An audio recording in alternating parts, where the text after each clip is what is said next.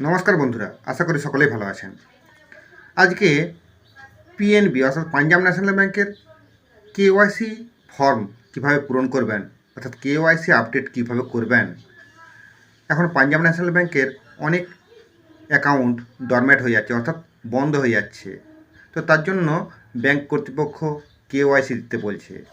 এই কেওয়াইসি দিতে গেলে একটা ফর্ম পূরণ করতে হয়, তার সঙ্গে Aadhaar card, voter card, PAN card এগুলো জমা দিতে হয়, আর ছবি সহ সই সহ দিতে হয়। তো এইটা আপনি কিভাবে পূরণ করবেন সেটাই একে দেখাবো এই ভিডিওতে। দেখুন, এটা দেখতে পাচ্ছেন PNB Punjab national bank proforma for KYC updation. এরপর নিচে কতগুলো তথ্য আপনাকে পূরণ করতে হবে। অতি সাধারণ তথ্য, আপনার পাসবইয়ে বেশিরভাগ তথ্য পেয়ে যাবেন। দেখুন, পাসবইয়ের প্রথম পাতাটা উল্টালে দেখতে পাবেন কাস্টমার আইডি। আপনার একটা কাস্টমার আইডি থাকবে, সেই কাস্টমার আইডিটা দেখে দেখে এখানে বসিয়ে দেবেন, ঘরগুলোতে দেখে দেখে বসিয়ে দেবেন।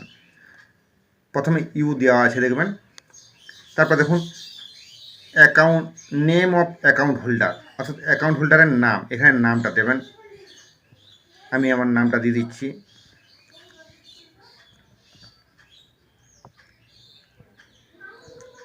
তারপর দেখুন অ্যাকাউন্ট নাম্বার, আপনার একটা অ্যাকাউন্ট নাম্বার আছে, অ্যাকাউন্ট বইয়ের পাতাটা উল্টালে দেখতে পাবেন, প্রথম পাতাটা উল্টালে দেখতে পাবেন অ্যাকাউন্ট নাম্বার। সেই অ্যাকাউন্ট নাম্বারটা দেখে দেখে দেখে দেখে ভালো করে বসাবেন, এবার যেন কোনো ভুল না হয়।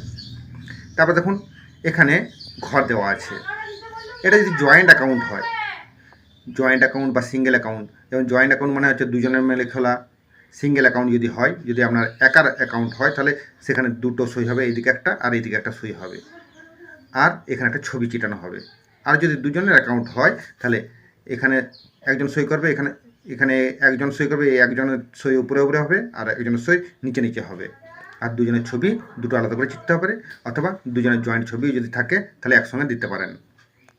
তারপর দেখুন নিচে একটা কথা উল্লেখ করা আছে, এখানে একটা হ্যাশ মার্ক দেওয়া আছে, দিয়ে লেখা আছে এই ফিল্ডগুলো, হ্যাশ চিহ্ন দেওয়া ফিল্ডগুলো অবশ্যই পূরণ করতে হবে।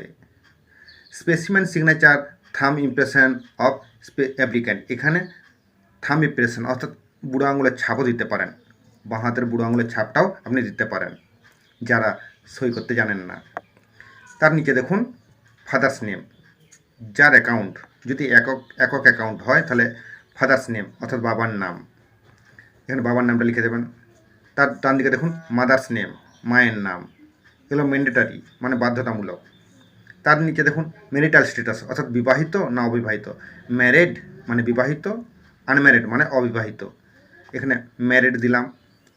যদি আনম্যারিড হয় তাহলে এখানে কিছু লিখতে হবে না, স্পাউস নেম অর্থাৎ স্ত্রীর নাম বা স্বামীর নাম এখানে লিখতে হবে না। আর যদি ম্যারিড হন তাহলে এখানে স্বামী বা স্ত্রীর নাম লিখতে হবে।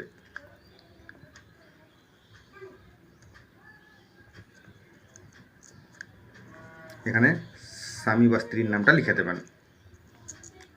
তার নিচে দেখুন place and city of birth অর্থাৎ জন্মস্থান, সিটি হতে পারে অর্থাৎ গ্রাম বা গ্রামও হতে পারে, যেটা আপনার যে জায়গায় জন্ম হয়েছে সেই জায়গাটার নাম দেবেন।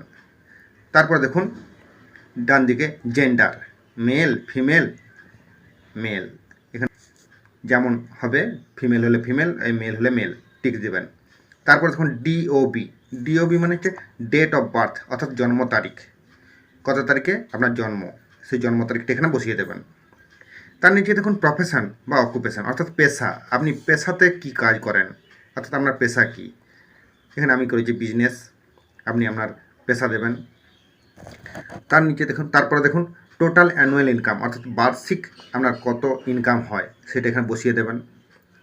তার নিচে দেখুন অ্যাড্রেস, আপনার ঠিকানা, এখানে ভিলেজ, পোস্ট, ডিস্ট্রিক্ট, ভিলেজ মানে গ্রাম, পোস্ট থানা, জেলা, রাজ্য এরকম করে দিয়ে তারপরে দেখুন পিন নাম্বার, এখানে পিন নাম্বারটা বসিয়ে দেবেন। তার নিচে দেখুন করেসপন্ডেন্ট অ্যাড্রেস অর্থাৎ যোগাযোগের ঠিকানা, আপনার আসল অ্যাড্রেস হলো, আর যোগাযোগের অ্যাড্রেস যদি আপনি স্থান পরিবর্তন করেন অন্য জায়গায় থাকেন তাহলে যোগাযোগের অ্যাড্রেস আলাদা হবে। তারপরে ব্যাকেটে একটা কথা লেখা আছে দেখুন ইফ ডিফারেন্ট ফ্রম অ্যাবাভ, যদি আলাদা হয়ে থাকে তাহলে এটাও পূরণ করতে হবে, আর যদি একই হয় তাহলে এটা পূরণ করতে হচ্ছে না। আমার যেহেতু একই তাই আর এটা পূরণ করিনি। তার নিচে দেখুন মোবাইল নাম্বার, এখানে আপনার মোবাইল নাম্বারটা বসিয়ে দেবেন, আপনার যে ভ্যালিড মোবাইল নাম্বার, যে মোবাইল নাম্বারটা অ্যাকাউন্টের সঙ্গে যুক্ত করা আছে সেই মোবাইল নাম্বারটা বসিয়ে দেবেন। তারপর ইমেল আইডি থাকলে ইমেল আইডিটা বসাবেন, এখানে ইমেল আইডিটা লিখে দেবেন। তার নিচে দেখুন আধার নাম্বার, এখানে আধার নাম্বারটা দিয়ে দেবেন। তার নিচে দেখুন প্যান নাম্বার, প্যান নাম্বারটা এখানে বসিয়ে দেবেন। তার নিচে দেখুন এনি আদার আইডি, অর্থাৎ অন্য কোনো আইডি প্রুফ আছে কি না, যদি থাকে সেটাও দিতে পারেন। কী কী দিতে পারেন? Passport, driving licence, voter ID card বা জব কার্ড, এই যেগুলো ছবি দিতে পারেন। আর তার সঙ্গে তার আইডি নাম্বারটা দিয়ে বসিয়ে দেবেন। এখানে আমি ভোটার কার্ডের দিয়েছি, তাই ভোটার কার্ডটা টিক দিয়েছি। এখানে অ্যাড্রেস প্রুফ হিসাবে, অর্থাৎ আপনার ঠিকানার প্রমাণপত্র হিসাবে আমি দিয়েছি ভোটার আইডি। আর আইডি প্রুফ, অর্থাৎ আপনার নিজের পরিচয়পত্র হিসাবে যা দেবেন, এখানে দিয়েছি আমি আধার কার্ড, তা আধার কার্ডটা লিখে দিয়েছি। তার নিচে দেখুন এখানে ডেট দিতে বলা হয়েছে, তারিখ, কবে জমা দিচ্ছেন সেই জমা দেওয়ার তারিখ, আর এখানে সই। তাহলে আপনার এর সঙ্গে 2-3টি জিনিস দিতে হবে। এক হচ্ছে আধার কার্ড, 2 হচ্ছে প্যান কার্ড, 3 হচ্ছে ভোটার কার্ড বা ড্রাইভিং লাইসেন্স বা জব কার্ড, যেটা আপনি দিচ্ছেন। আর তার সঙ্গে একটা ছবি এখানে অ্যাফিক্স করতে হবে, অর্থাৎ চিঠি দিতে হবে। এভাবে আপনি জমা দিয়ে দিলে 2-1 দিনের মধ্যেই কাজটা সম্পূর্ণ হয়ে যাবে, অর্থাৎ আপনার কেওয়াইসি সম্পূর্ণ হয়ে যাবে।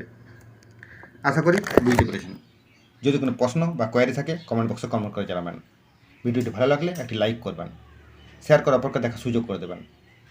আর যদি কোনো অন্য ধরনের ফর্ম পূরণ করার ভিডিও দেখতে চান তাহলে সেটা কমেন্ট বক্সে কমেন্ট করে জানাবেন।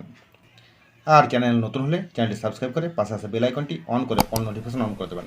ধন্যবাদ, দেখা হবে পরের ভিডিওতে। ততক্ষণ পর্যন্ত ভালো থাকবেন, সুস্থ থাকবেন।